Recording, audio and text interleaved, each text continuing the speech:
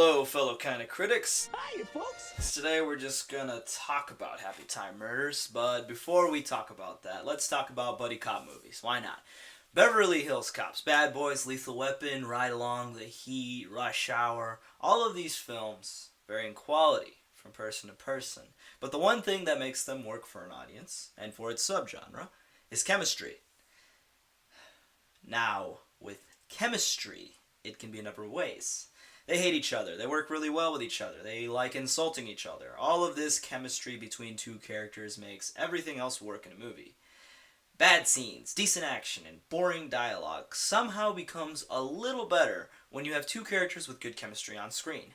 But chemistry alone, of course, won't work if you don't emotionally connect with either character, nor does it excuse everything else in a shoddy film.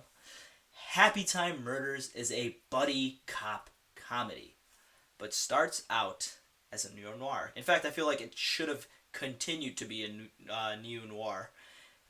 Yet the only thing that gives it that definition is a self-narration, which got old very fast. And, the Los Angeles dirty crime aesthetics were visually appealing and were part of that neo-noir, development.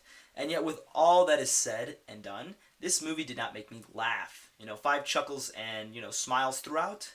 The chemistry for the characters never felt compelling, nor did it make me invested, and the plot, the pacing, and the overall direction was sloppy.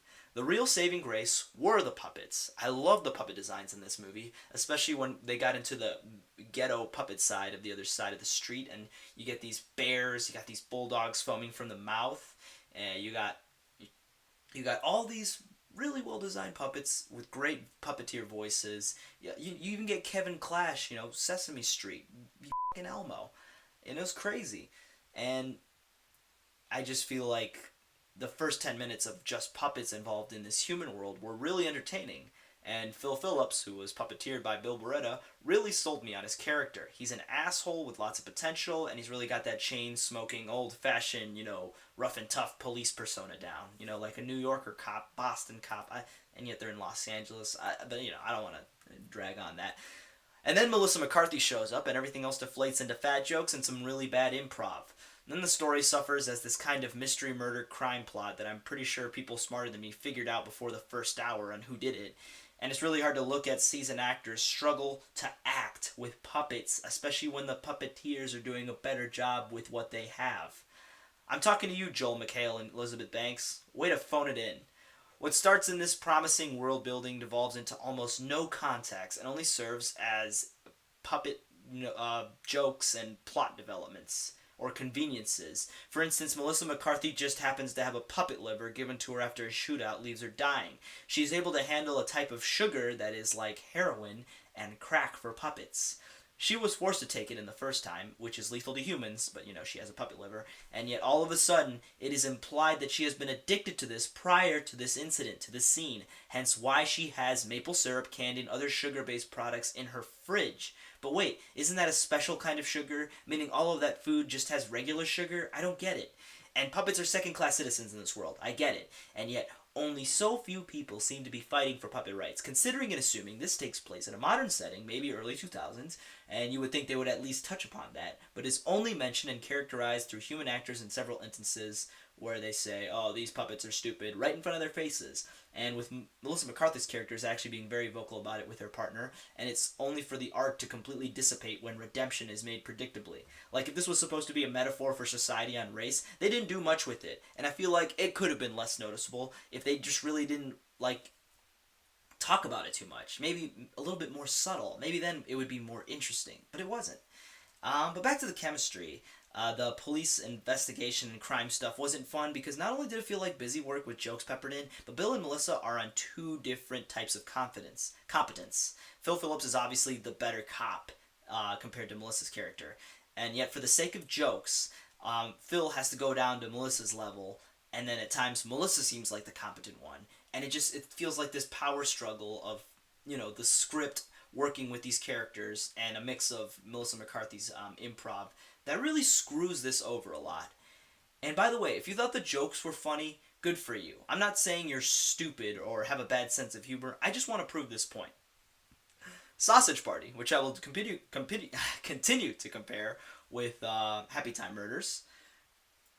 It's both raunchy comedies with different medium to tell a story. When we hear cartoon food swearing, it goes all out. It goes all out in that movie. The script really knew what it was doing with the characters. It got voice actors like Danny McBride, who's really good in articulating his kind of swearing. All they say is mother and all over the that stuff. In Happy Time Murders, it's you. No, you. Ooh. And that's probably bothers me the most. People that like this movie, okay, you liked it, good for you. But if you're defending it because you think the critics are talking about how vulgar and disgusting and violent it is, that's why they didn't like it, I want to be the 100th nerd to point you to movies like Meet the Feebles and Team America. If you were offended by this movie, you haven't seen that shit. This movie has nothing on those things. In fact, I'll give them a hand for making an R-rated movie that doesn't feel like an R-rated movie. I don't like this movie because it doesn't offend and disgust me enough. I don't like this movie because I didn't laugh as hard as the people in my theater, and I am disappointed that all this puppetry and production and promise went to waste. I don't even care if there were any themes or metaphors or underlying messages in any of this. If you are not IGN, I would like to be enlightened on the pointless, tame vulgarity and mediocre homage work that this movie tried to be, and tell me if it meant anything. It's puppets that swear and die, fluff comes out. At least with Muppet movies, you can really feel for these characters and laugh at the jokes. This did not even try with their material, and the marketing certainly didn't help. In fact, all the crazy stuff that they showed in those trailers are all in the first 45 minutes. So you get to experience them and nothing more.